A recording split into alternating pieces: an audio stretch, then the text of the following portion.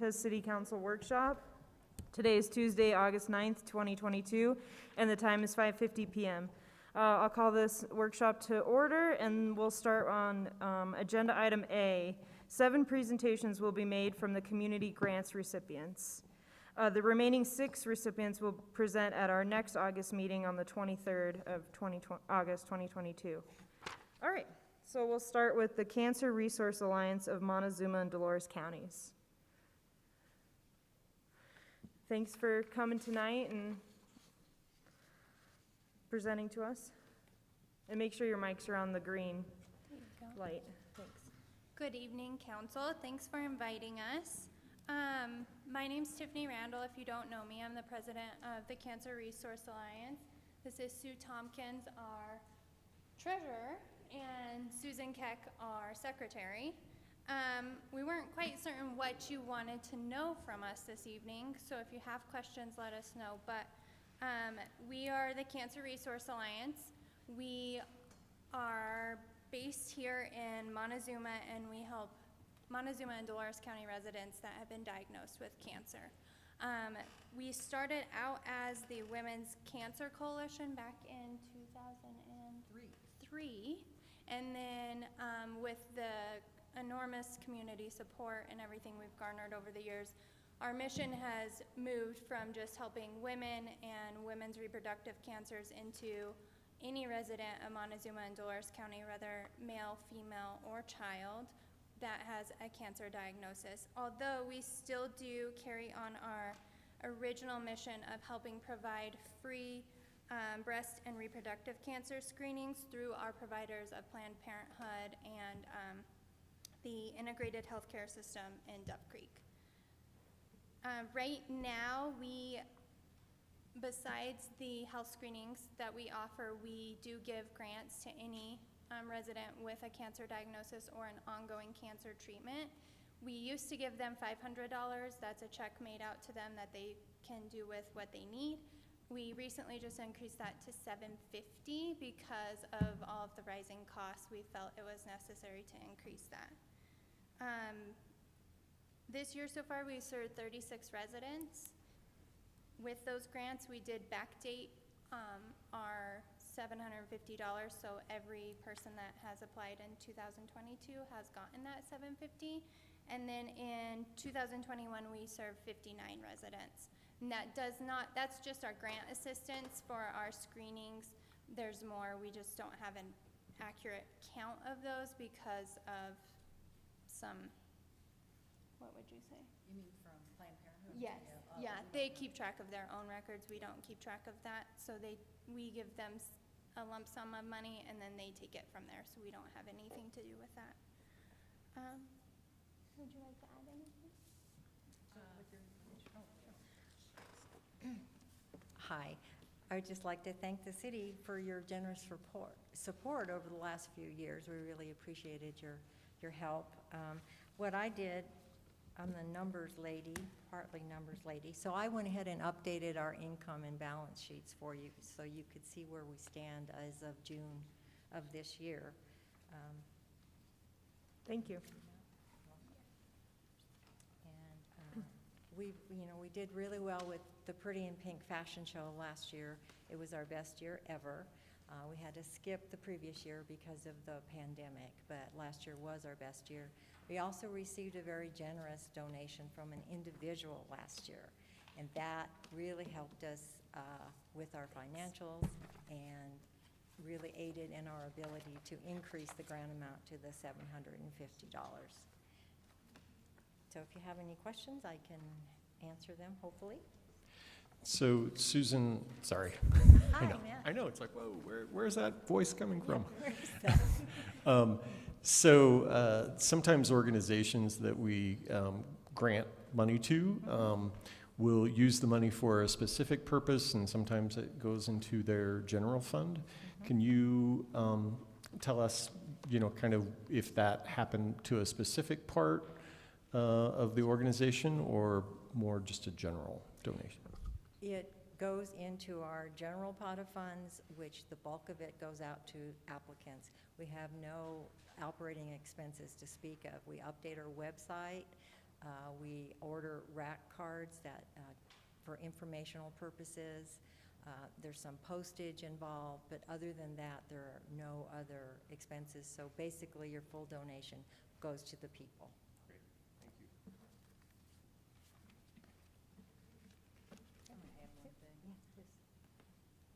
I'm Sue Tompkins. The only thing I would add is that when we upped our gifts from 500 to 750, we felt that that was making us better stewards of our money. We don't want to end the year with a big balance, and so we felt that this was right, and come January 1st, we can reevaluate. But with rising gas prices and the fact that virtually all of our recipients have to travel for their cancer care to Durango, some go to Farmington, some go to Albuquerque, Denver, MD Anderson in Texas. I mean, they go all over. So we felt we were being better stewards of our money by increasing. Sue, can you say if you get much feedback from the recipients in terms of specifically how they use? Is it mostly around transportation to sites? It can be, we don't know. We used to give what we called gas cards, and that was on a weekly basis.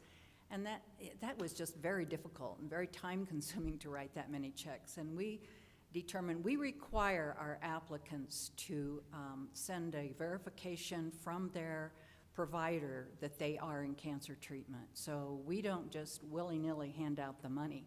And they use it sometimes for insurance deductibles. They can use it for groceries. If they're in cancer treatment, they may not be able to work. So everybody who has cancer needs money for something. I think that's really great. I like that you don't Thank you. put tight restrictions on it. I think that it makes it a lot easier for you and definitely for them both. That's the last thing they need to worry about, is keeping receipts and keeping track of things. So. And we are the only entity in Montezuma and Dolores counties who operate like this. There used to be a fund out of the hospital, and that kind of went down, I don't know, 2 or 3 years ago. So we are their only source for local funds. Well, thank you so much for coming and letting us know how you're doing and how many people you've helped in our community. So thank you for your work. Thank you for inviting us.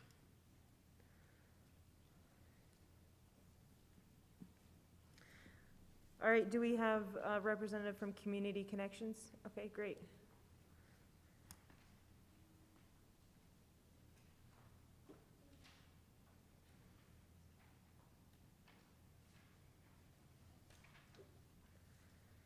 Thank you.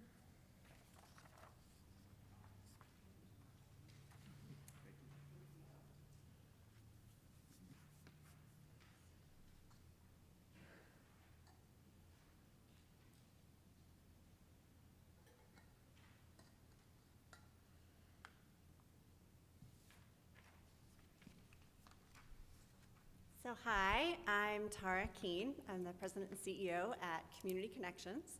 Our mission is to create opportunities for both children and adults with intellectual and developmental disabilities to really lead healthy and fulfilling lives within our community, so within the Cortez community. I want to start today with just giving you a little bit of the big picture of what we're trying to accomplish here. I've given you some of the statistics and some of our accomplishments over the last year on the handout, but I just wanted to zoom out a little bit into what we're really trying to achieve. We throw around the terms inclusion and integration and belonging a lot, and we tend to use those very interchangeably. But often when we have new staff coming on, I like to really talk about the nuances and what we're really trying to accomplish. So I like to explain inclusion like, I invite you over for dinner. You may bring something, we'll have a great time, but it's my house, and I had the power to invite you over.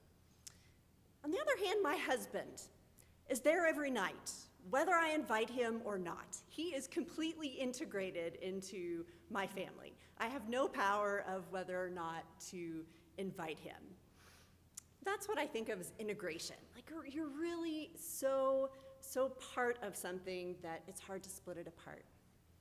And then I think the sense of belonging takes that even a step further, that it's really this visceral feeling that not only are we both there together, but we're enjoying each other's company, we're collaborating on the dinnerness. That I think when we all think about what it feels like to belong, that really, we have a sense of it. You know, we've been places where we really felt like we belonged. And that's what we're really trying to achieve with people with disabilities in our communities, knowing that there is this centuries-long history of segregation, of people with disabilities being in asylums and institutions, you know, in specialized classrooms, and knowing that that really breaks that sense of belonging. And so trying to reintegrate people into our communities, and knowing that children being with their families, adults being in their communities, that's where people are integrated, and that's where they achieve that sense of belonging. So those are all of our services are trying to support that, keeping people in the community. Knowing also that that's also more cost effective than institutional settings, right? But there are costs. Even though it's cheaper, there's still costs involved in providing support. And sometimes there are gaps between the funding and what those costs really are. So for example, our average hourly cost of providing a support is around $30. And that includes, you know, staff wages, benefits, you know, management, overhead. And for some of our services, we can cover most of that $30. And some of the reimbursement rates are as low as like $16. So it leaves this huge gap between what it really costs and what our funding sources are. Our main funding source is Medicaid. We have about 95% of our budget is actually state and federal funding that, you know, we're able to bring into the community, but it does leave that about 5% that we have to meet locally. And so locally, if you look at just our adult services, so just like our day program and residential services, we provided almost 200,000 hours of services to City of Cortez residents alone. So that's an awful lot of services. We hope you think that's an awful lot of impact. It's also a lot of opportunity for that gap in costs. And so we are so appreciative to the City of Cortez for helping us really make up those gaps so that we can keep those services here. Our goal is really to ensure that our small rural communities like Cortez have access to the same kind of services and supports that they do in urban areas, that they do on the Front Range, and really making sure that Cortez residents are able to live those full and belonging lives that we all expect to have. So that's really all I have. Hopefully I have some more information on the sheets there if you have any questions. Can you describe one way that your organization has changed over the last year or two? Oh, that's a really good question. So one exciting thing that we've had happen over the past year is we have actually taken on early intervention evaluations for young children. Used to be this kind of truncated, bifurcated system where kids who were referred for early intervention had to go through San Juan BOCES for their evaluation, and then they get kicked over to us for direct services. Well, we actually put in for the contract, and starting back in May, we were able to put the evaluations and direct services together so that families have one point of contact, one service coordinator walking them through the whole system. Great. Yeah. Thank you. Thank you.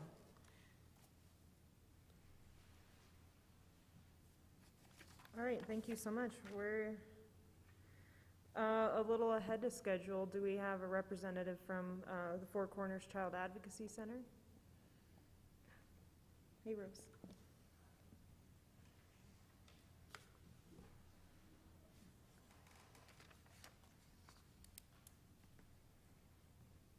How are you today? I know many of you. I want to, you guys read my application. Do you want me just to go over what's in the application? Do you want to ask me some questions? Do you want me just to give you some highlights? I think we're curious how everyone spent the money that they received, you know, and like just what you've accomplished over the last year and what your future looks like, I guess. All right, great.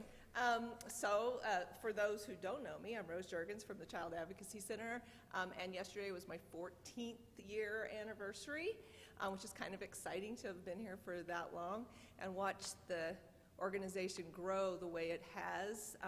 When I started, there were 1.5 employees, and now we have 7, so we've really grown considerably. The way we're using this money that you guys are supporting us with is for our forensic interviewing program. That program is, the whole process itself is about providing a neutral, fact-finding, child-friendly interview for children who have been abused. Making sure that you understand the difference between what we do and what social services does. We work on behalf of an investigative team, so that would be law enforcement and social services when cases are going to be criminal.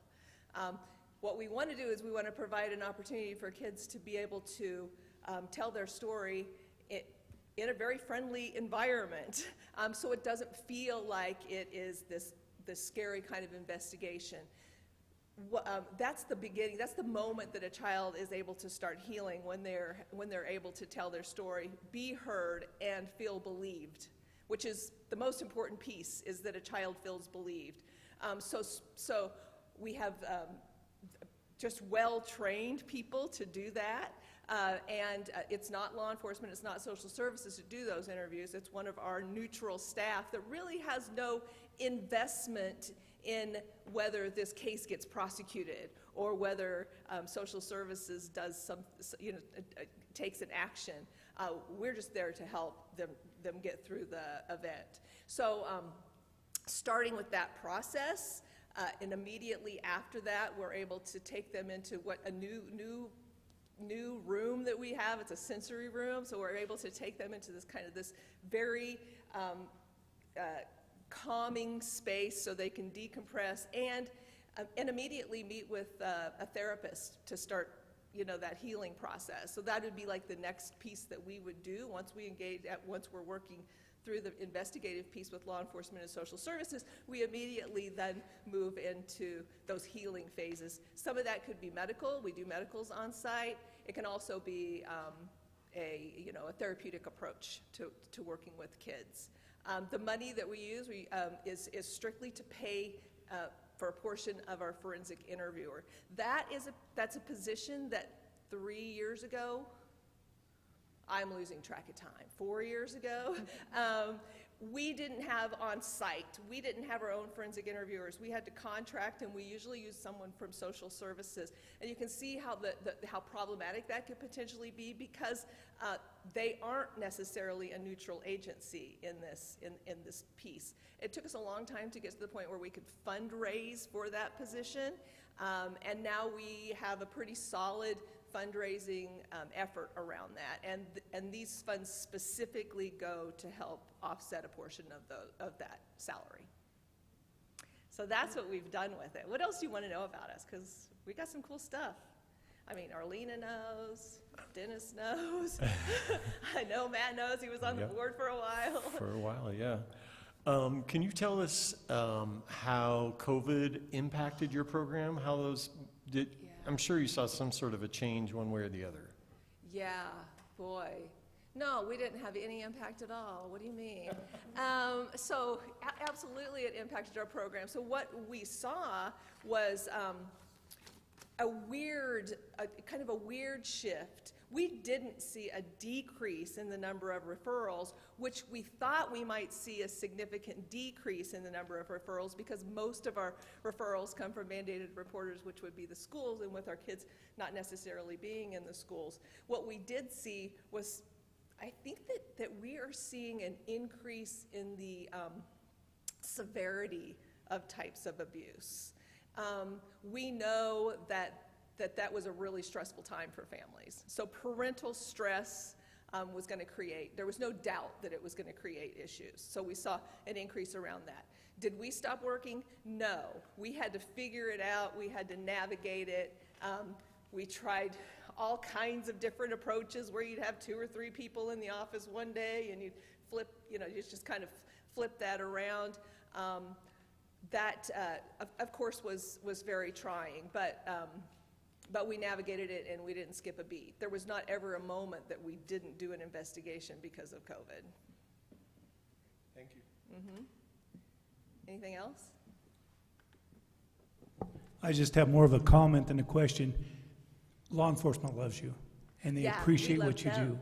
do. And we thank you, because Yeah. you're doing a great job. Yeah, we love law enforcement, and I think I like the question that you asked prior, what's something new that we've done? So can I entertain that?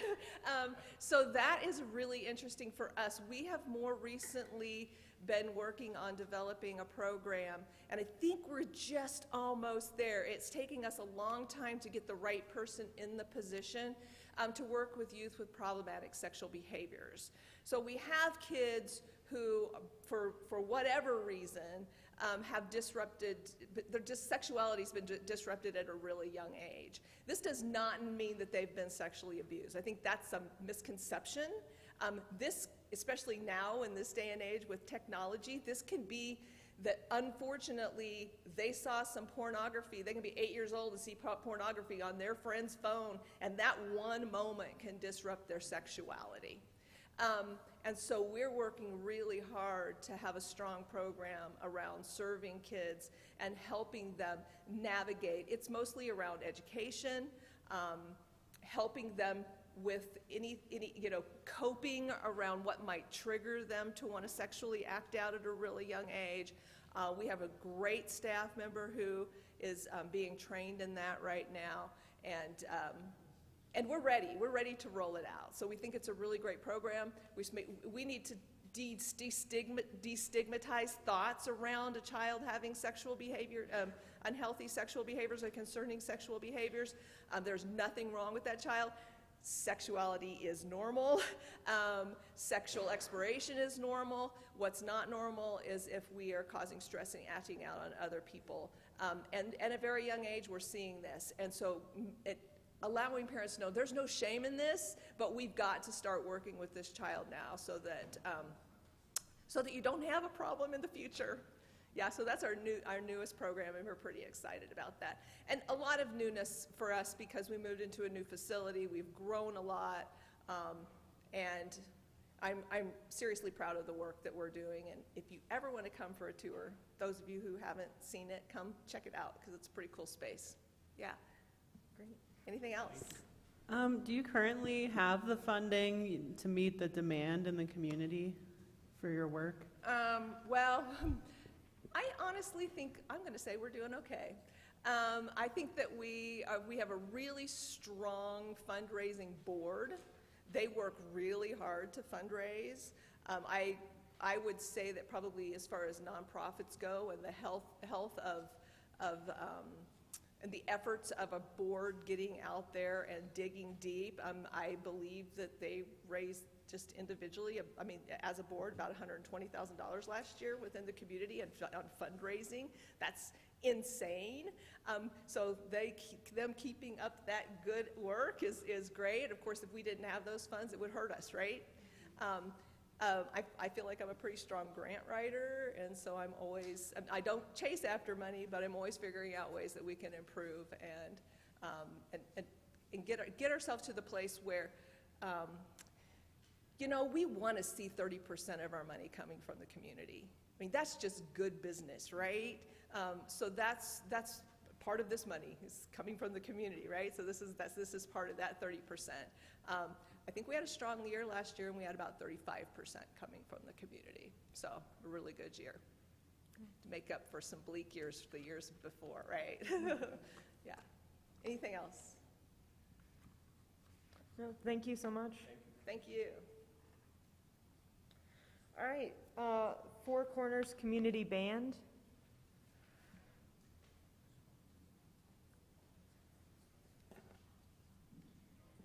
Good evening. Oh, and make sure your microphone is on and green. Good evening. Thank you for the opportunity to speak with you about the Four Corners Community Band. My name is Ann Street Joslin. I am the treasurer for the band. And with me this evening are other members of the band, Susan Maxwell and Margaret Ransom. The Four Corners Community Band was formed in 2001 as a nonprofit organization, and we've been playing throughout the area ever since. Our mission is twofold. First, to provide musical entertainment for the community, and second, to provide an opportunity for people to continue their involvement in music. Many people sing or play an instrument in high school and may sing in a choir or play in some type of venue, but they don't have a band to play in if they're an instrumentalist. Years and years ago, every community had a band, community band, because they didn't have cell phones. Our members are volunteers, with the exception of the director, who is an independent contractor. We are all volunteers. We have about 35 members on our rolls, and they range from high school students through great-grandmothers and fathers, so we really are a cross-section of the community. We play year-round and do programs for major holidays. Cortez is essentially our home base, even though we may have played in Nucla and Mancos and Dolores. Over half of our performances are actually in Cortez, and our rehearsal space is here. We've played for your 4th of July celebration the last few years, and we do summer concerts in Veterans Park. So we're Cortez's community band. In recent years, you've provided us with funding in 3 grant opportunities. In 2018, $500. In 2019, $1,000 through the Arts Council. And this year, in 2022, $500.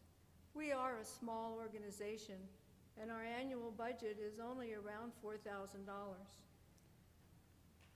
Those funds that you've provided are primarily for our director honorarium. The budget for the director is about half of our funds, $2,400 a year. And without a director, we do not have a band. We just went through the process of finding a new director. Alex Moore, who was the high school band director, was our director for 2 or 3 years and did an excellent job, has moved out of the area to be with family. We have found a new director, Karen Steele, who had hoped to be with us here this evening, a former school band director, and is filled in as interim and will be taking over as our permanent, hopefully permanent, musical director. Without that director, as I said, there is no band, so your funds, small as they are and small as our organization is, are extremely important to us. We have copies of our 2021 annual report for each of you, and then I would ask if you have any questions. Ms. Jocelyn, can you speak to the strength of your organization? Has it grown? Have the numbers remained stable in terms of the number of participants? The number of participants is ever changing. People come, people go. Our high school students go to college and we lose them. New people move into the area, new students come on as sophomores and join us. There's always a turnover. We are energetic and fun enough that we keep people for years and years and years. We have members who have been playing with us since 2001. We had 2 grandmothers retire this past year, and people come in and take their place. What we find is a necessity is the balance of the band. So if anybody knows a good percussionist, we'd really like to talk to them. Anything else? No, thank you so much. Thank you very much. All right, do we have, we're still ahead of schedule. Do we have San Juan BOCES? Great.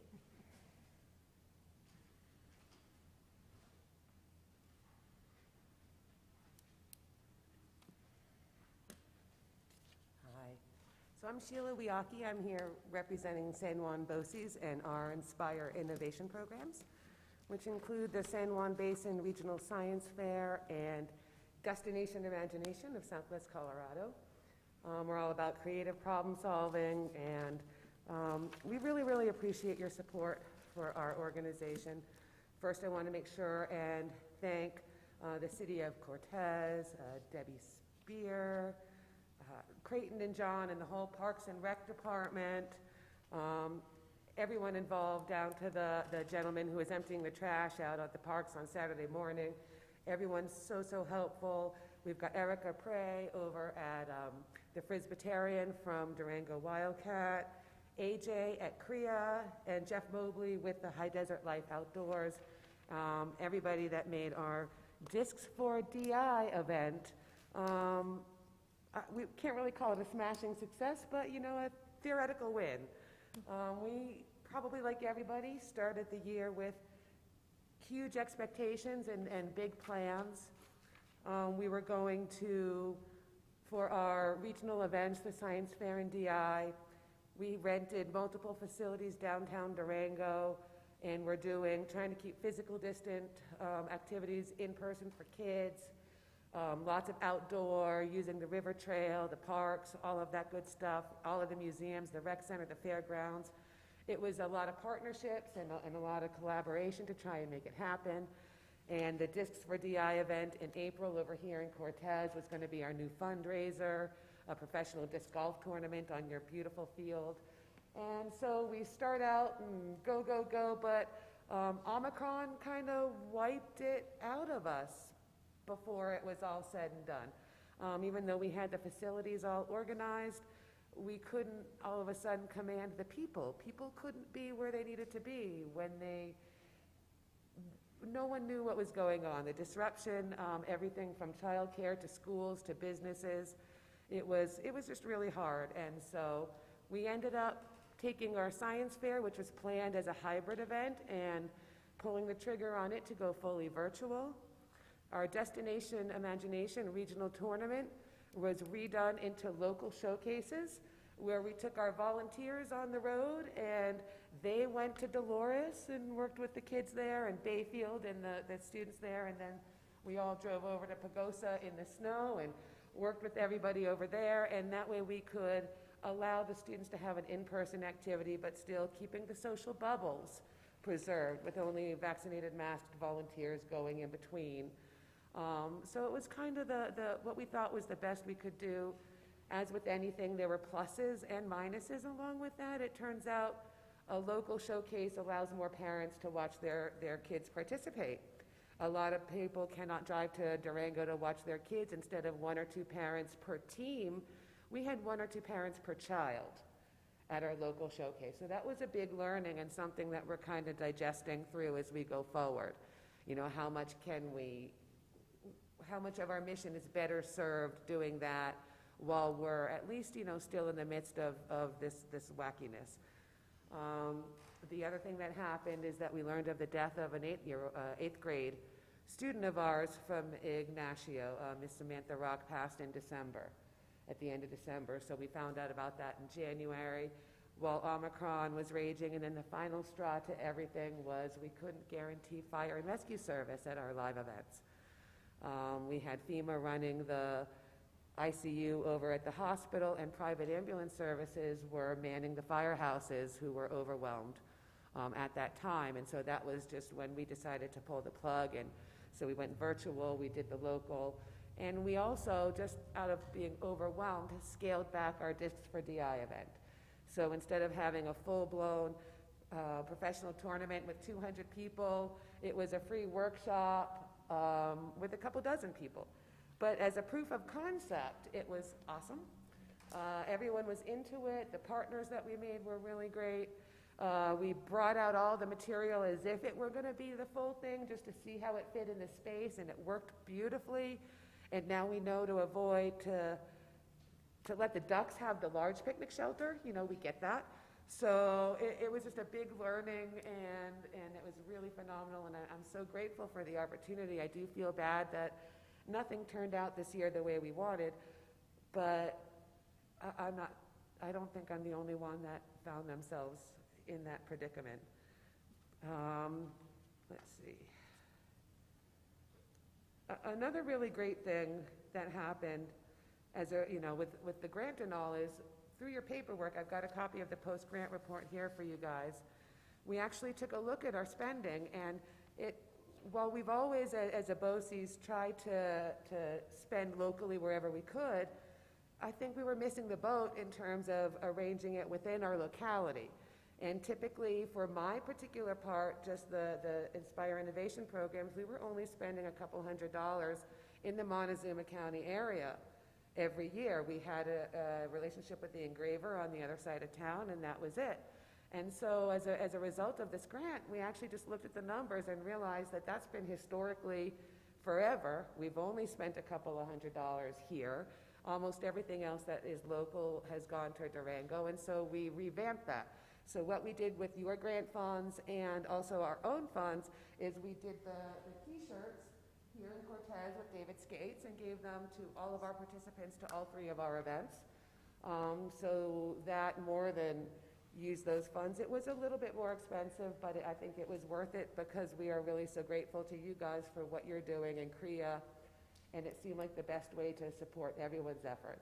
We also were able to increase our spending at the engraver, and one of our helpers that we were able to hire to help facilitate the back end of our events was a Cortez resident. So all total, we increased our spending in Cortez specifically over tenfold to about 18% of our program budget for this year. So I'm super stoked about that, and that's something that we hope to continue next year, and we hope to continue a lot of things next year, but this is actually my last official duty as regional director for the events, and my replacement has not yet been named. So we don't know what's going to happen. They're dividing and conquering. The roles are being split up amongst multiple people to avoid the overwhelmingness that hit me. That's potentially going to keep coming up again and again. So they're going to separate DI from Science Fair, get different directors for each, and I think it's going to be a really great blessing. And I actually brought some stuff to do an instant challenge if you guys want. You guys aren't really set up, but that's all I have. If you have any questions, then we could maybe group into little places to work together with our 10 minutes, or not. We can just go to the next folks after your questions. It's up to you. It's what we do. We do instant challenge. So I think we know that in the field of education these days, it seems like some of the positions that aren't filled or take potentially a lesser priority are some of the more artistic programs like art and music. Have you heard any testimonials from any of the schools that you work with in terms of the gap that you might be filling? I feel the gap. It seems like and even within art, it seems like what gets pushed out is anything that's not on the CSAP list or requirement for graduation. We used to have a lot of teachers that could do instant challenges and destination imagination work in their classroom, but they frankly don't have time. It doesn't satisfy any one of the boxes that they have to check to get through each day and week. And so not for lack of love, but literally lack of time because of all the other things that are now requirements. And the same is actually true for the Regional Science Fair. When standard number 1 disappeared, I don't know if anyone remembers science standard number 1, scientific method. Well, it disappeared. I want to say the 2009-ish rewriting of the standards. In theory, it's everywhere, but it's actually nowhere. It's only life science, physical science, earth science. And there's no scientific method in the scientific Colorado standards, and there's no graduation requirement that says you have to know how to do science. You just have to remember these things, Newton's law, parts of a cell, and with that, all the sixth grade science fairs evaporated. And the need, because it no longer served, a purpose that got the teachers through their moment and closer to their goal. And it's unfortunate, but it's a real problem. Thank you. And pardon some of my ignorance, but I would just love if you could kind of fill me in a quick rundown of your programs and the science fair and the Destination Imagination event. I would absolutely love to. Yay, okay.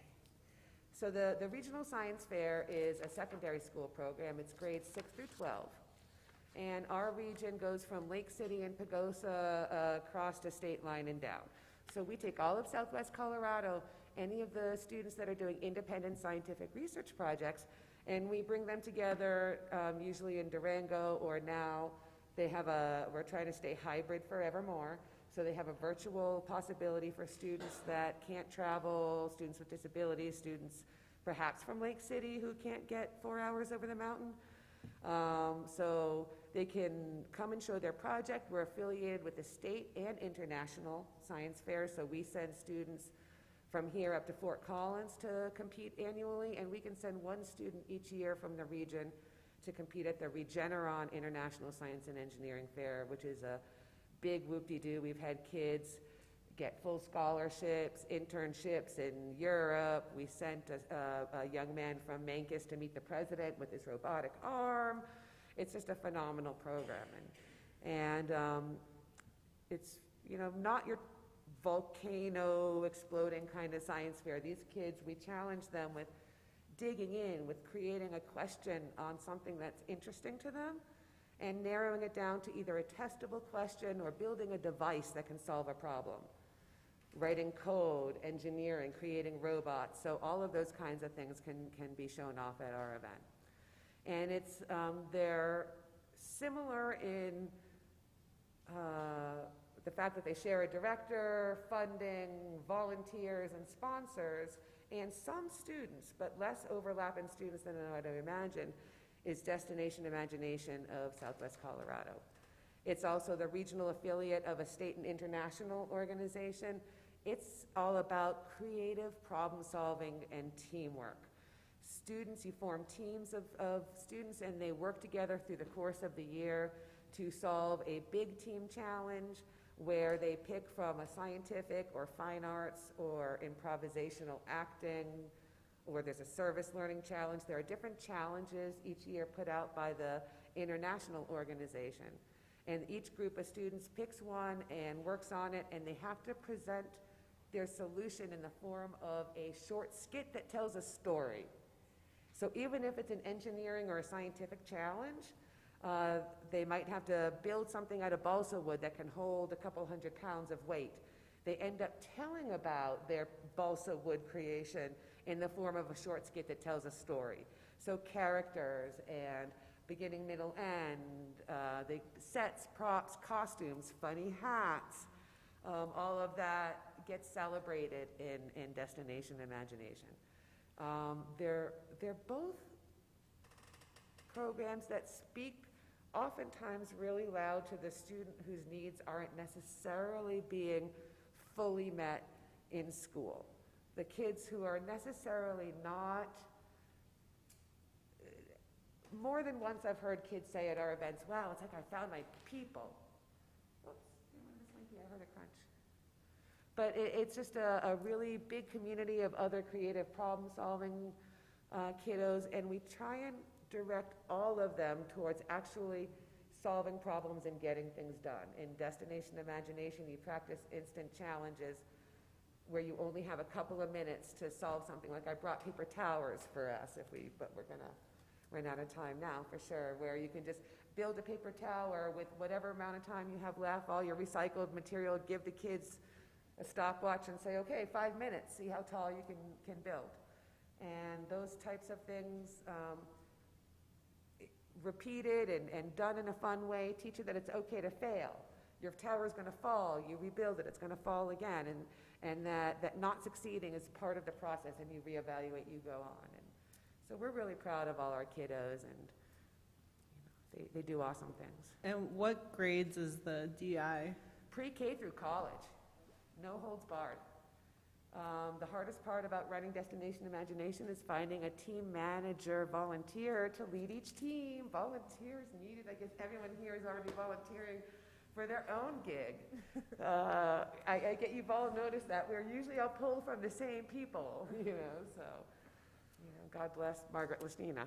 So anyway, but that's the hardest part, is finding a parent. And again, the teachers are no longer available. We used to have a lot of time with our gifted and talented teachers. It's not a GT program specific, but those kids tend to enjoy it very much and thrive in it. But those GT teachers also now have no time to be team managers. So we're just looking for volunteers and money. So thank you guys on that part for sure. I want to say that my team 18 years ago brought home 2 trophies from Denver. And they're in our trophy case right next to like basketball, football, Destination Imagination.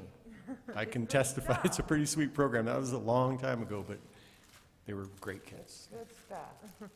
So I brought some swag. I probably have enough for almost everybody. Little fidget pens, some pins, and I got the report. So I'll pass those out. And hey, I am really, really so grateful from the bottom of my heart. It was as much a statement to our board of confidence in our mission and what we were trying to do as anything. The actual funds are great, but having you guys behind us in the way that you were offering the parks for no charge for the parks and the money, and turning us on to AJ at CREA, the whole thing was it was amazing, and it made my job, really, really a treat. Thank you. Thank you so much. All right, School Community Youth Collaborative.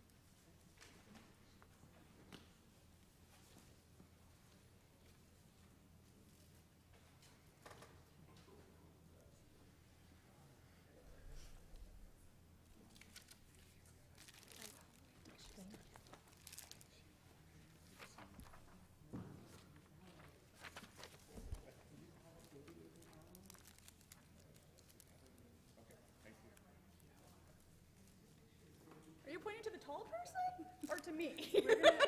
We're gonna share, so we're gonna stay in the middle. Okay, yeah, if you can't hear us, we can adjust. Okay, we are from the School Community Youth Collaborative, also known as SCYC, and our overall mission is to help youth on their path to adulthood.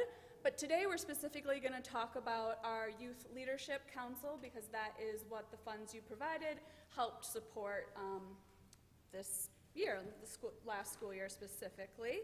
So the Youth Leadership Council, also known as YLC, is a youth-led program that started in 2002. And it is an evening program, so out of school time, we offer a chance for students to have dinner at our program. It's often held either at the Cultural Center in Cortez or sometimes even out at Fozzie's Farm in Lewis, which is super awesome. But the purpose and the mission of this specific YLC group is to help students help their community, but also to gain leadership skills, and other life essential skills that we'll talk about a little bit more. But as a team, the students often design a plan of action to organize and implement a community service project or event using their leadership skills to impact change in their community. Some of the topics that the Youth Leadership Council focused on last school year was mental health awareness, budgeting, time management, personality type test, Service learning projects, again, Fozzie's Farm was one of the great places we got to do that. Advocacy and mindfulness. We also get to use our YLC group as a youth voice for the community. Oftentimes other groups or organizations who want youth input will come to our YLC group and again get some type of youth input. So yeah, which is a pretty cool thing. I think sometimes our youth will get pretty nervous when other adults come in that they don't know, asking them questions, but usually by the end they are giving unsolicited advice, and it actually is usually very helpful and I feel very proud of the kids when they can start to feel confident in the advice that they're giving adults, especially ones that they don't know.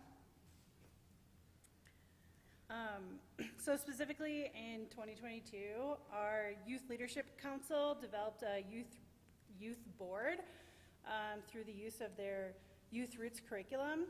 The Youth Roots curriculum is a leadership program that empowers high school students to tackle community issues. Through this curriculum, the hope is that the students respond to emerging needs and build the skills to become change makers now and tomorrow. The youth board program uses a 3-step process that you guys can see in your handouts that is intertwined with a robust leadership curriculum to teach teens the skills to make an impact. The goal is that each youth board acts as a mini foundation that is working towards tackling the biggest needs in their community. Youth Roots believes that youth can see issues facing youth for 3 years prior to adults. And that's why we think it's so important that youth voice is a part of our community. And why we like when organizations reach out to us and ask our youth for their opinions. In 2022, we had 16 students from Montezuma County participate in the Youth Leadership Council Youth Board. These students spent 960 hours working to improve their community while becoming leaders in the process. They engaged in the 3-step process of the youth board, which was needs assessment, fundraising, and grant making. So basically what they did is determined what was a need in their community, reached out to some stakeholders in their community, and had conversations with them about what they needed funding for, and the youth identified the priorities. They were the ones that decided which nonprofits should obtain this funding, that they raise the money for themselves. Yep, so during the needs assessment this year, or this past school year, the youth board decided to focus on mental health awareness and issues, and also racial discrimination. The youth were very concerned about the high suicide rates and increasing mental health concerns that they see within themselves and also in their peer groups. And so they wanted to focus on some organizations in the community that focused on positive and caring adult relationships, as well as positive relationships with other peers. They also see a separation of youth based on skin color at school, and so they wanted to try to help an organization that is led by people with different skin colors, and that also focuses on education and restorative justice. So during their fundraising process, they raised $1,200 to be donated to organizations of their choice, again, focusing on mental health and racial discrimination. They raised these funds from giving basically a pitch to local people in the community, and then those people donated to their cause. Through their hard work, the youth board was able to award 2 grants to community nonprofits that applied. These were Medicine Horse and the Fourth World Farm were awarded grants from the youth board based on their ability to meet the funding priorities that were identified by the Youth Leadership Council Youth Board. And through this process, we hope to be cultivating the next generation of Montezuma County leaders and change makers. Now that all 3 districts are on a 4-day week, do you anticipate any shifts or changes in your program? Like, for example, would you like meet on Fridays or do more active things on Fridays, or?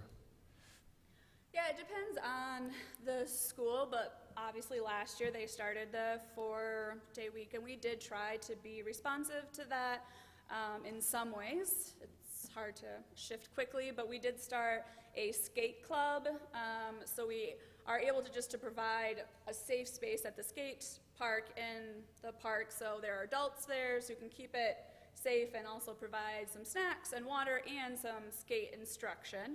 So that was one of our Friday programming. We also tapped into School to Farm, and they offered some Friday programming that we could provide the funding, but they had the people and knowledge to do those programming. We did some other field trips.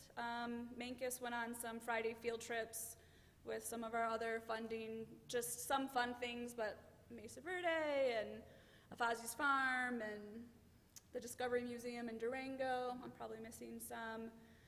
And then at the high school, we were able to provide like tutoring credit recovery on Fridays as well. So it looked different kind of through all of the schools that we're specifically supporting right now. Thanks for helping to fill that gap. I know that's is always a concern of the community when we go to a 4-day week, so thank you. Yeah. Any other questions?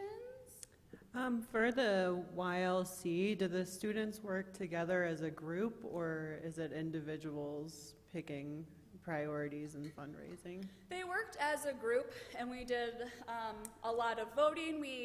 The group came up, I think, with 8 to 10 different potential areas of interest to fundraise for, and then we had experts in the community come in and talk about the different types of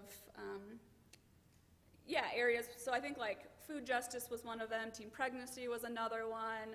Can't remember the other ones off the top of my head. And then through those presentations and some other research, we voted. I didn't vote. I was there when they voted, and narrowed it down to just 2 topics that they thought were the most important for right now. And is this just the high school here, or all 3? It is open to all 3. Most of our students that participated in this either go to the high school in Cortez, but we also have quite a few students who go to Goal Academy, and then we had a homeschooler and one student from SWOS, and then once in a while a student from Mancus would also come. I don't think we had anyone from Dolores this year, but they are welcome. Thank you. Yeah, anything else? I think that's it. Thank you so much. Yeah, you're welcome. All right, the Dolores Watershed and Resilient Forest Collaborative.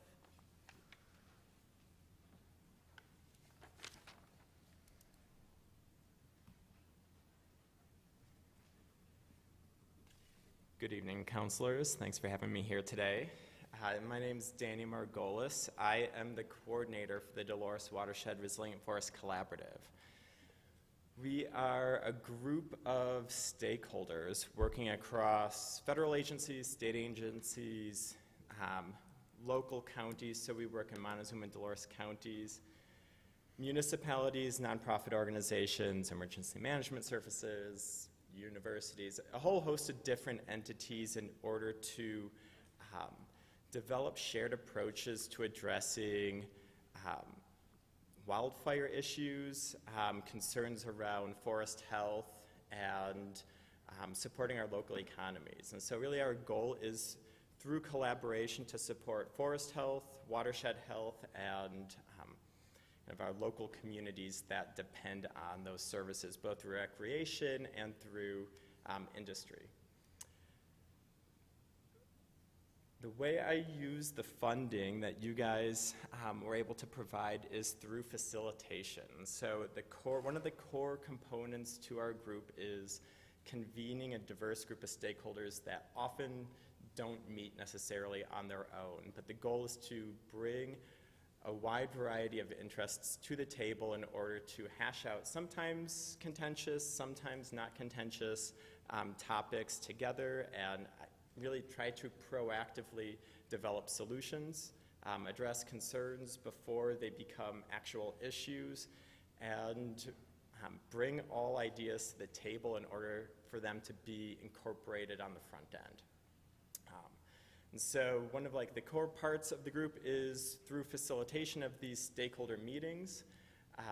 That said, the group does a lot else than that, but that is one of the more difficult areas of our collaborative to actually get funded, and it's important to bring in diverse funding. Even though a lot of the funding to support stakeholder meetings are relatively small amounts here and there, it's important that it's kind of community driven and it isn't driven by one agency or one interest in order for that agency or interest to not have if not in practice, the optics of too strong of an influence on the approach of the collaborative.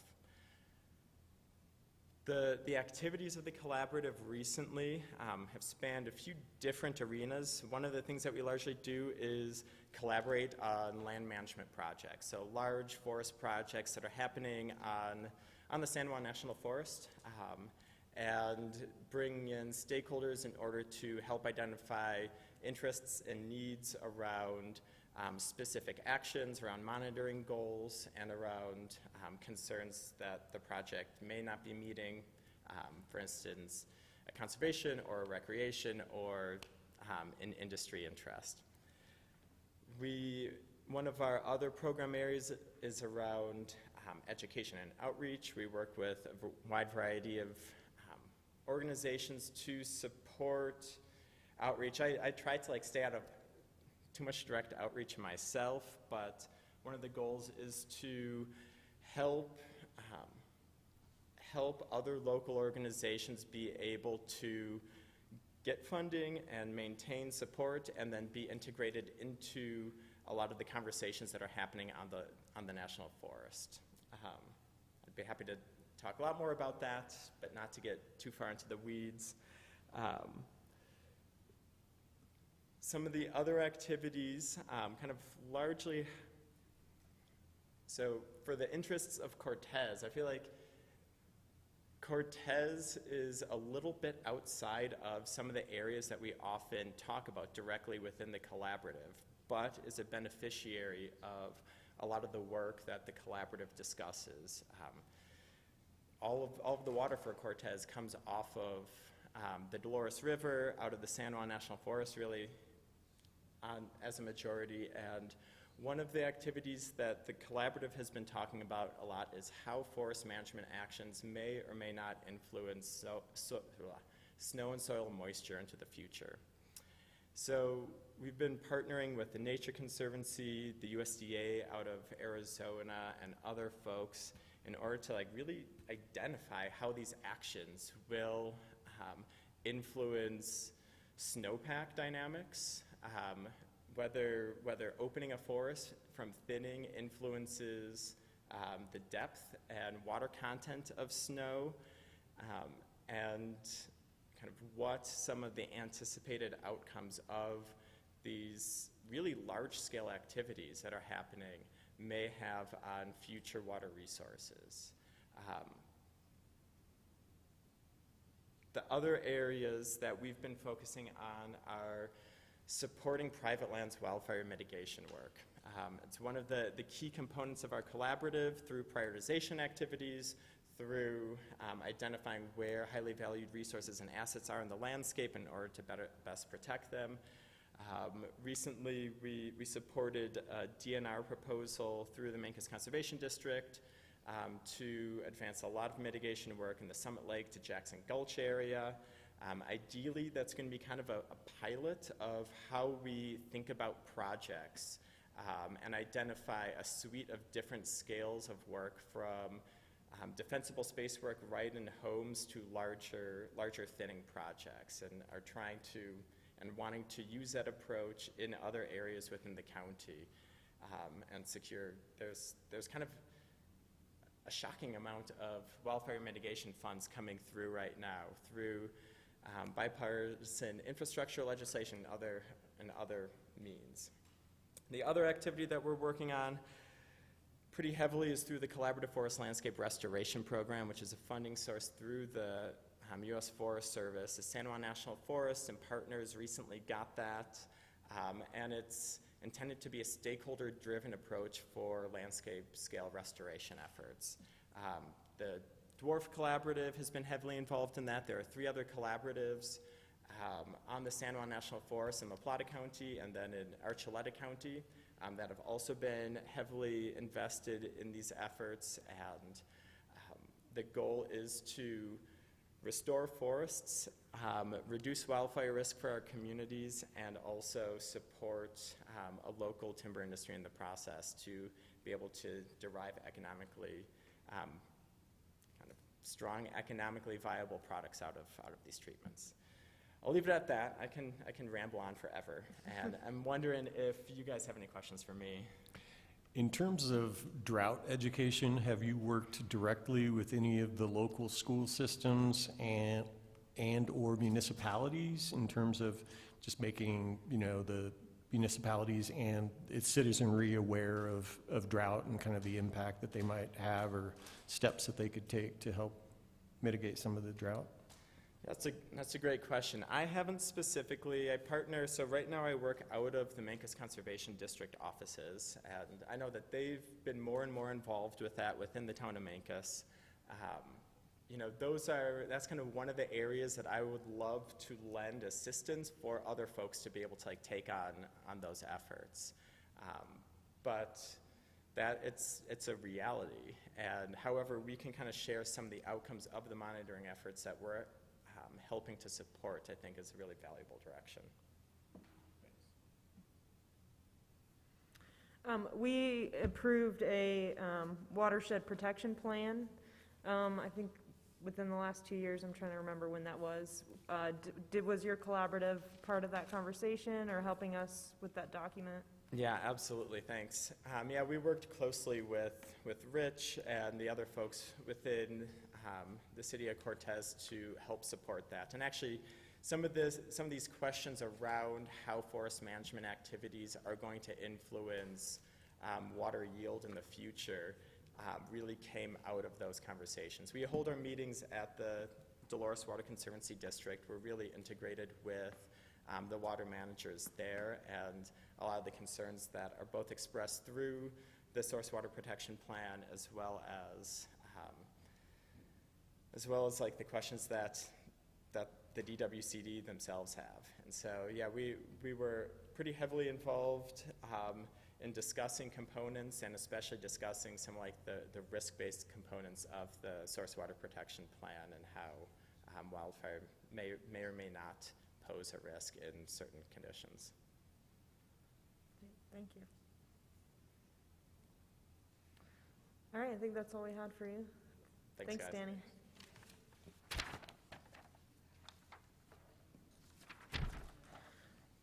All right, we'll move on to B on our workshop agenda, presentation on the Community Intervention Program by Jim Spratlin, the CIP Program Director and Montezuma County Emergency Manager.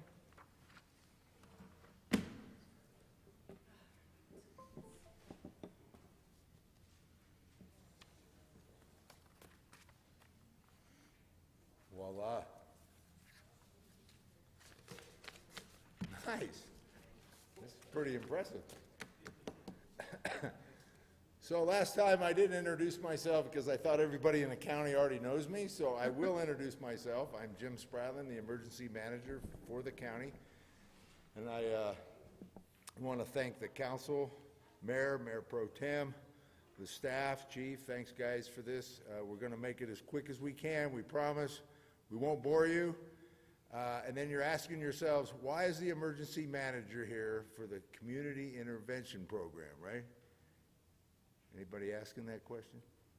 I'm glad you asked. So the reason mental health has been a problem ever since for years, right? And then COVID came and it started getting on the rise. And during COVID, when we opened up our emergency operations center, which was virtually, we had a recovery unit, and in there was health.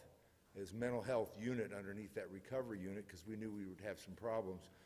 Throughout that time, a lot of these, Chief Borden from the fire department, Andy Brock back there, we had all the leaders in the community saying, we got to do something about mental health.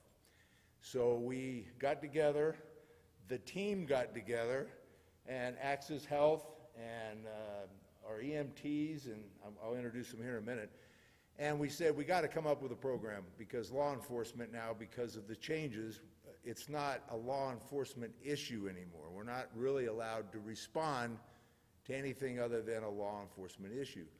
When they respond, they end up spending 2 to 5 hours when they should be out doing other things.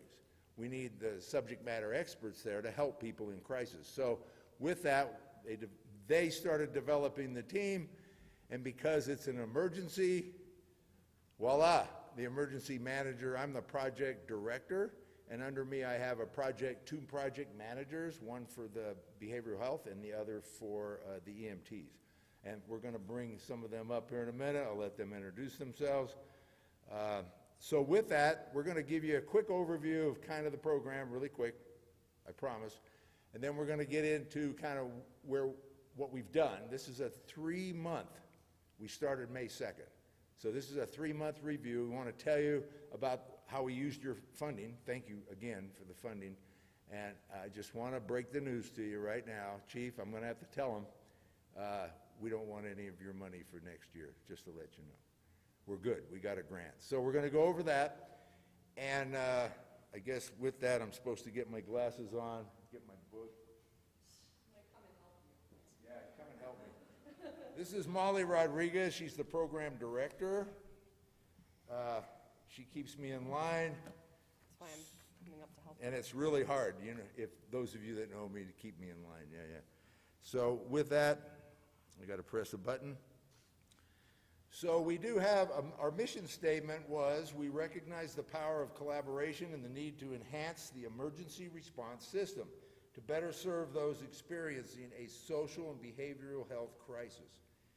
Through integrated, community-based response, we offer opportunities for proactive engagement, harm reduction, intervention, and effective referral. It's a long mission statement, that's why I had to read it. So over here, you can't quite see it, but we have a lot of the priorities that we've been working on, you know, to develop this response, treatment, referrals, get this engagement going, try to get prevention in there. That was one of ours, and we did develop that. Engage mental health in emergency response, because we end up later on passing that on. Even in the schools, same thing. And we're trying to get it in that first response to try to find out what's going on, get those public safety people back on the street and let us do our job. And we're doing that. And I'm kind of blowing it for the one that's going to give us the success stories. But we're doing that. And then reduce unnecessary response burden on law enforcement, EMS, and fire. And we've done that. We take that brunt on. They get to go back to do what they need to do. So I'm thrilled to death. This is a great program. Don't take that. That's yours.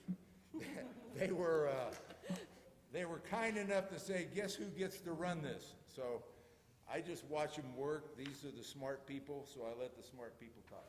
I'm just one person. Hi, everybody. My name is Molly Rodriguez. I am the Director of Residential and Crisis Services with Access Health System. A fact that very few people know about me, at least in the work that I do, is that I studied art therapy and counseling. And never in my art therapy life did I think that I would be doing this. Painting mandalas is a far way away from the work in crisis services. But when I started with Access Health System 10 years ago, I started in crisis. And I've been in crisis ever since, which is a joke that most people really like because, you know. And so I am the clinical supervisor of the behavioral health providers within this team. We currently have one behavioral health provider and are seeking a second. We have 2 excellent EMTs who are employed and contracted with Cortez Fire, who create a team of responders within the emergency response system. When we first started building this program, these are some of the needs that we had identified as a collaborative group. There are representatives from multiple stakeholders who really identified that we have behavioral health challenges in our community, that youth are experiencing a very different kind of pressure. This is coming off of and within the time of the pandemic, greater isolation, not feeling connected to other people, lacking social supports. Law enforcement changes have been occurring throughout the state and on a national level. If we look back historically, we know that from a behavioral health or mental health standpoint, when there was a deinstitutionalizing of mental health treatments, that there was a higher pressure placed on other systems, and that included law enforcement. With recent bills that have been passed within our state, there are restrictions placed on law enforcement based on when and how they can respond to citizens experiencing a behavioral health or mental health crisis, all meant to protect the community in a different way, to protect the autonomy of the individual and to decriminalize behavioral health challenges.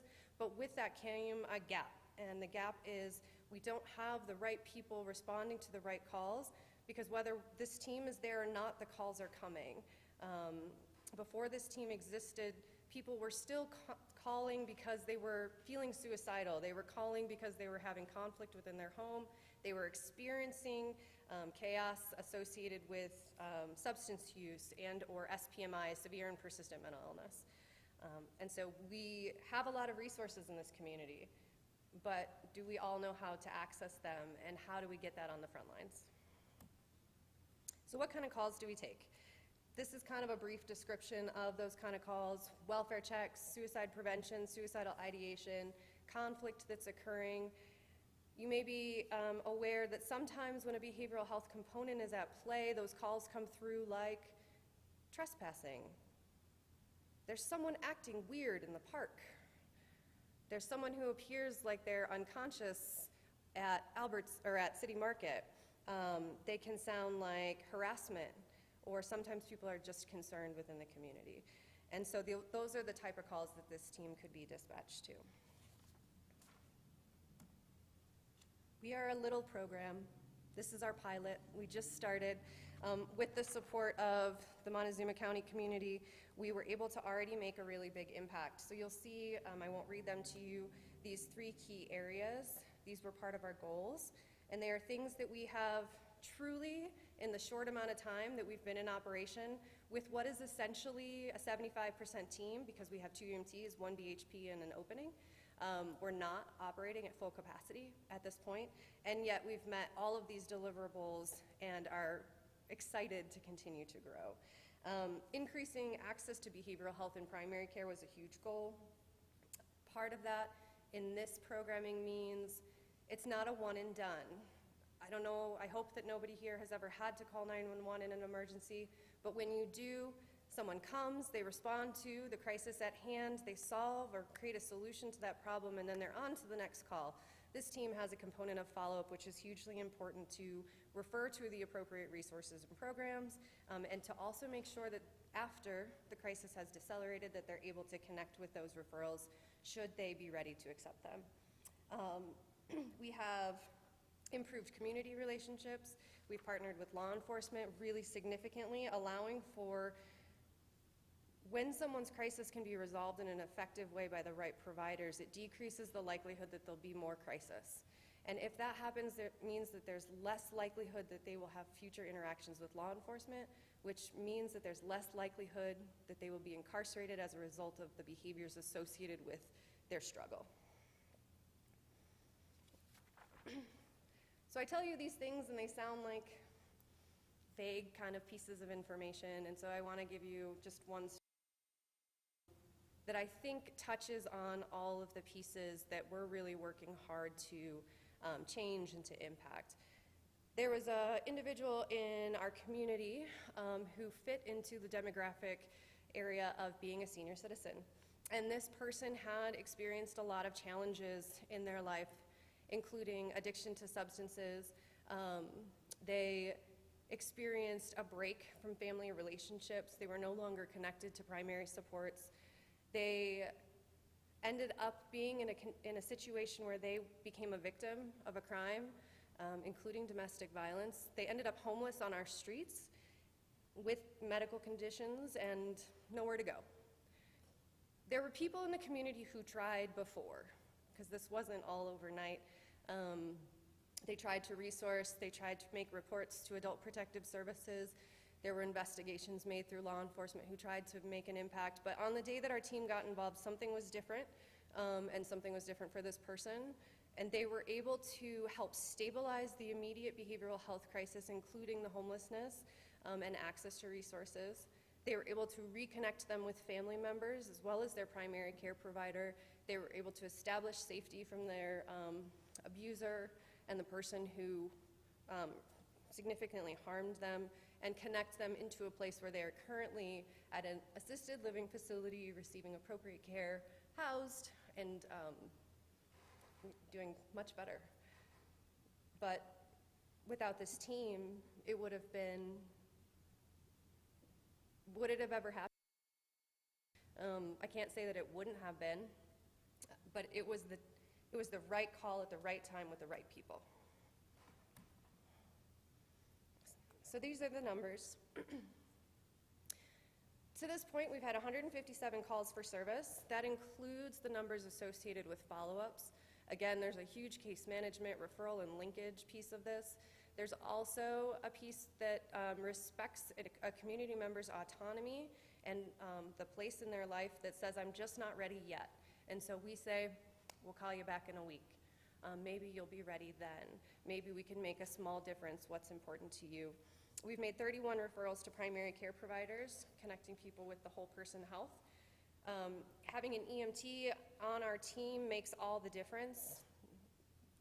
This is about treating the whole person, and the EMTs bring expertise from a medical lens to allow that to occur. Sometimes tightness in your chest, high blood pressure, racing heart, I'm having a heart attack, I feel like I'm dying, is actually panic. And so that we can address both things at the same time. Sometimes psychotic symptoms are actually the result of unmanaged diabetes, and so it's a medical condition. Having an EMT and a clinician present on scene to address the whole person is what makes the difference in those calls. 78% of people agreed to follow up, and a significant portion of people were uninsured. It's also important to note that this is not a team who brings people to the emergency room. This is a team that treats people in the community. There are conditions under which people have been transported for higher level of care instances for behavioral health or mental illness, and there are people who have been transported to the hospital for medical conditions, but that number is low. It's like 4. Because this is a community-based program. We want to keep people in the community, treat people in the community, and allow the resources here to support them. Check out this slide. You're like, I can't read any of it, Molly. What is all of that? So it's supposed to look that way. This is some of the information that we're gathering from a data perspective on our side. What is it that we do on these calls? And these are all the things and all the combinations of things that are done. They are things like general support, de-escalation and problem solving, making treatment referrals, brief risk assessment, rapport building, motivation for treatment. And you'll see that it's not a one-size-fits-all.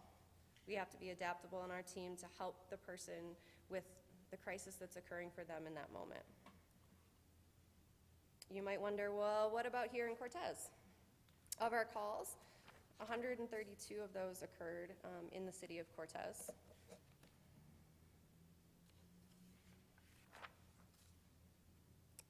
Our calls come through dispatch, either direct dispatch to our team, but as a safety precaution associated with the launch of something new, we're the new kids on the block in the emergency response system. We also rely heavily on the support of our law enforcement partners in helping to ensure that the team and the community is safe on those calls. So there are occasions in which law enforcement gets the call first and says, hey, this is a great call for the team, let's call them. And so they do. There are calls when we are not in service that are referred to us through a referral process we've created internally, where there's not an immediate, imminent need, but they say, hey, I saw this person yesterday. They agreed to talk with your team. Can you follow up with them? And we do. Here's another crazy making slide. And so this is like, what kind of calls are you getting? What are the issues that are coming up? This captures a whole variety of things that include, and it shows why it looks so wacky, is that it's, again, very infrequently just one thing that is driving a crisis. Sometimes it's substance use related, sometimes it's age related, sometimes it's substance use related and a behavioral health or mental health issue. Sometimes it's because of the environment that the person is living in, or because they're unhoused, or maybe it's all of those things at one time. And so this is supposed to capture the complexity of the issues that are appearing in the work that is being done. And this is for our team, but it is also for all of your first responders, the puzzle that they put together to assist the community members in the best way possible. So I don't do money. I do therapy. So I will give it back to Jim. Unless you have questions for me before I go. She's around if you want to ask later. All right, I'm the happy guy that does finances.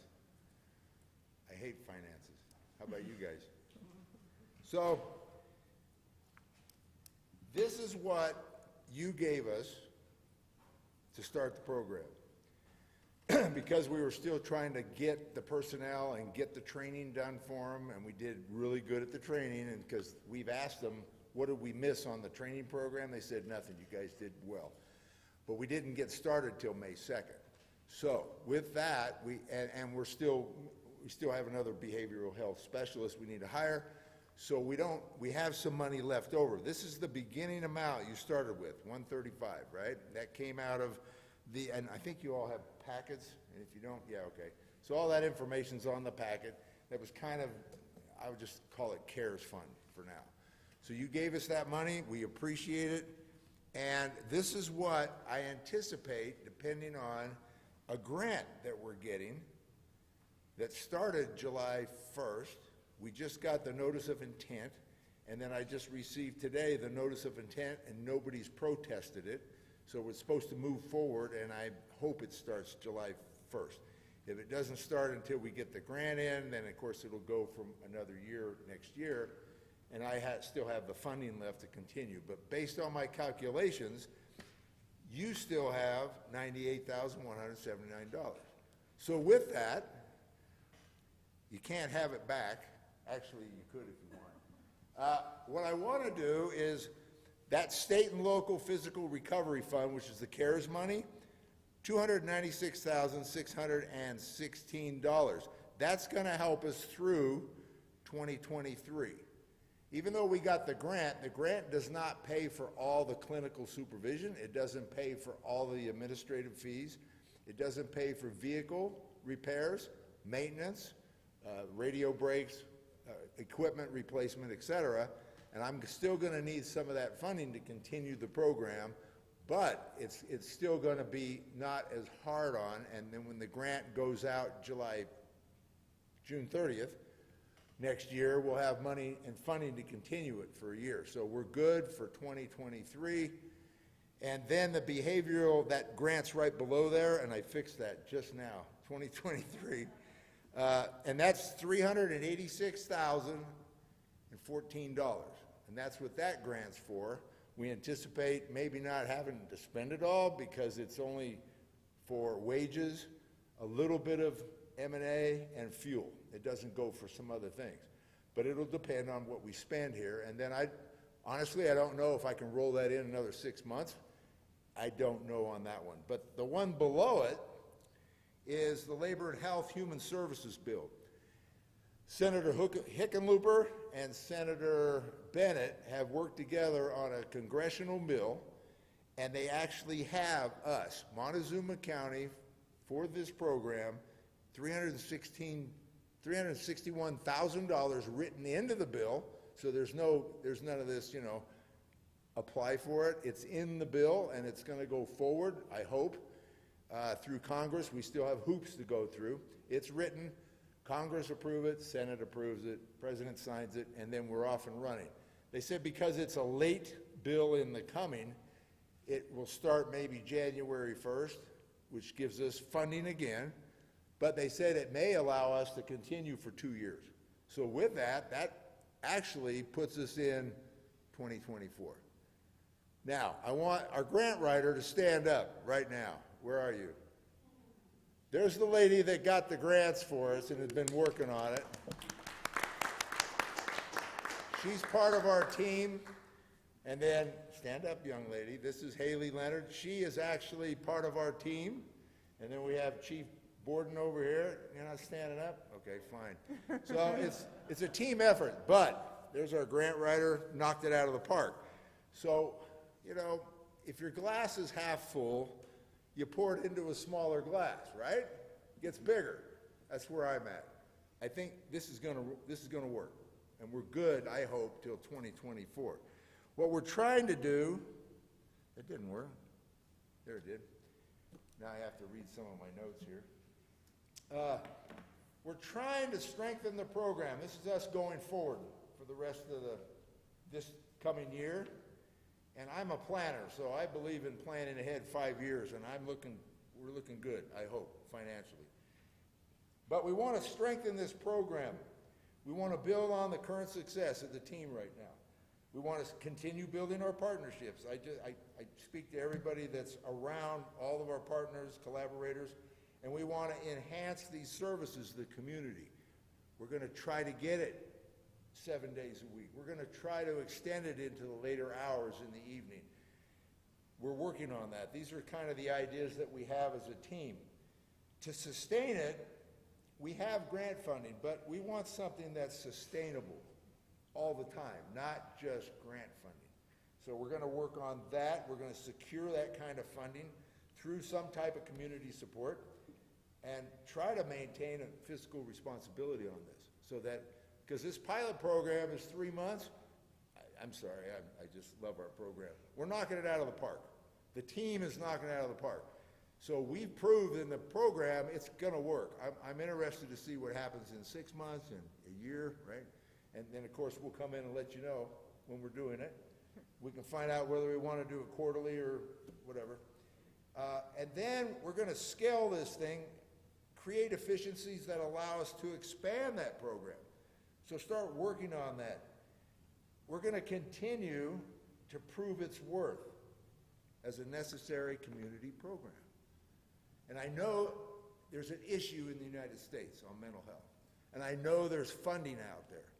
What we got to do is keep the program, keep helping these people, help everybody. We've all been in crisis at one time in our life.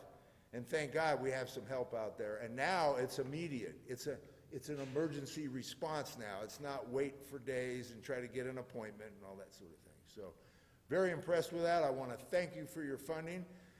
We're going to ask the commission if we can roll this funding over, which hopefully, and I'm looking at you, boss. And we're gonna roll that over and see where we head for that year. I'm not saying we'll ever give it back, but if we get some good sustainable funding, this thing doesn't have to be spent. The funding that you gave us does not have to be spent until December of 2026. So we're good to continue that and just keep building on it. So, and I'm talking to our partners, and I know I've talked to, well, I won't point them out, but yeah. And they're thrilled to death.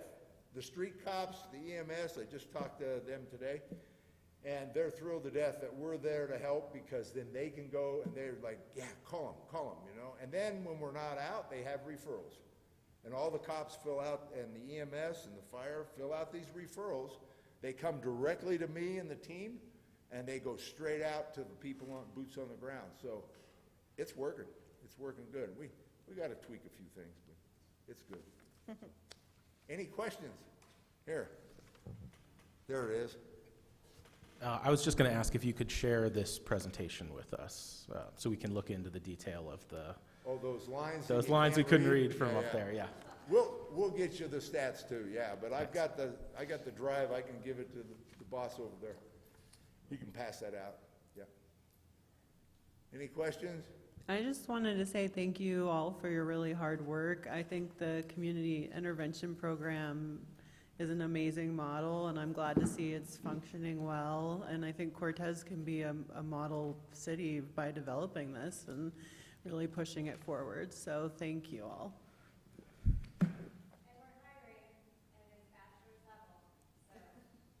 Oh, that was a question. Are you having a difficulty attracting someone to come work in the program? Yes. Okay. And I think I would say that they're, from the standpoint of behavioral health professionals, there's challenges throughout the state and certainly in our more rural communities. The timing is really tough too, as far as the scaling of crisis services throughout the state of Colorado. CCS, which is Colorado Crisis Services, responsible for the state hotline, lots of mobile teams, things like that.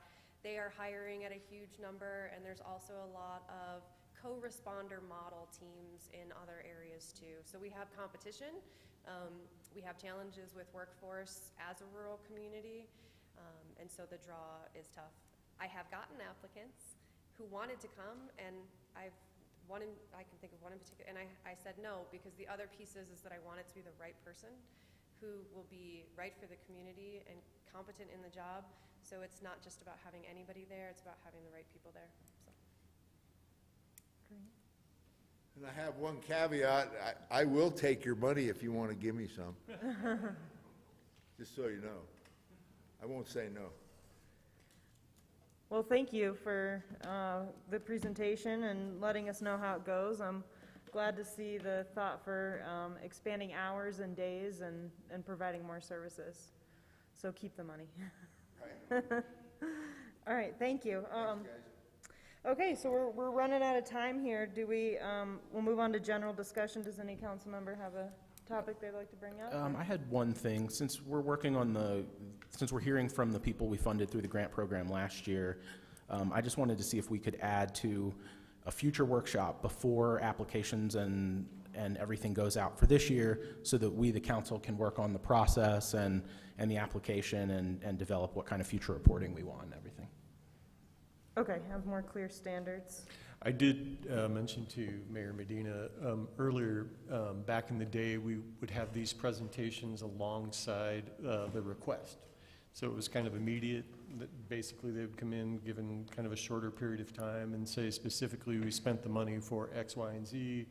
This coming year, we're asking for this amount of funding, and this is how it's the same, or this is how it's different, rather than have two separate things, a report out and a decision-making process on funding. So, something to think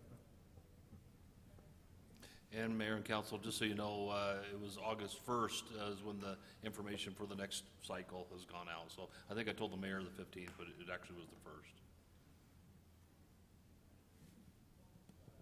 1st. Okay, great. Any other topics to bring up? Okay, we'll end this meeting, and then we'll start the next one at 7:35, so everyone can have a break between. All right, thank you.